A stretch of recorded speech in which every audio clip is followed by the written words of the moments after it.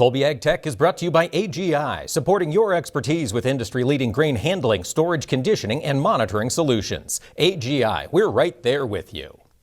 Chad Colby was out getting a little dust on his vehicle this week, seeing how farmers have married their equipment and their technology to get this year's crop in the ground. This week in central Illinois, the weather kind of held off and a lot of guys were able to get in the field. I had a chance to catch up with the Unzicker farms here in central Illinois. Chad, you're planting soybeans. Sounds like you guys have had some pretty good running here this week. We have. We've had threats of rain several times, but we've been able to miss that, I guess, good or bad, and been able to get quite a few acres of beans planted this week and in the last week. What kind of conditions have it been? I know a lot of guys have been struggling a little bit to get their herbicides on just because it's been really windy the last couple weeks. But lately it looks like guys could even maybe use a shower in some places. We could. I read a statistic the other day. It's the windiest spring in 51 years.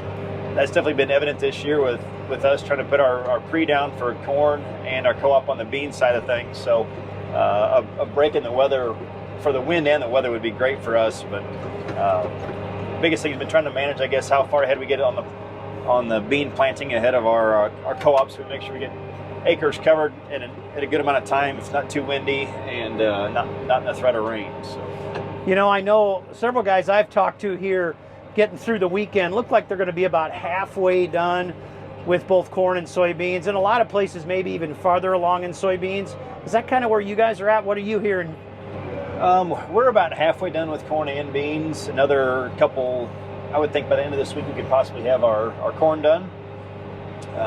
Beans will probably carry on the next week, but yeah, we're a little bit over halfway on both of them, probably about 60% on corn. You know, you were showing me your auto path and the technology you guys are using. Your dad even commented to me yesterday things have been working really well this year. Yeah, knock on wood, we've had really good luck this year with equipment. It seems like we had the satellite RTK this year on both tractors, and that's been a big difference for us as far as having a straight path to the tractor to follow and the front wheels not trying to chase a signal. We've also had an implement guidance on both planters, and I feel like the combination of those things has made a big difference for us in a good way. Well, Chad, I appreciate you taking a little time to visit with us. The 10-day weather here after this weekend looks really favorable. For This Week at Agribusiness, I'm Chad Colby. Thank you, Chad, for that update. And folks, leave it here. When we come back, we'll take another look at a company bringing that technology to the world of agriculture.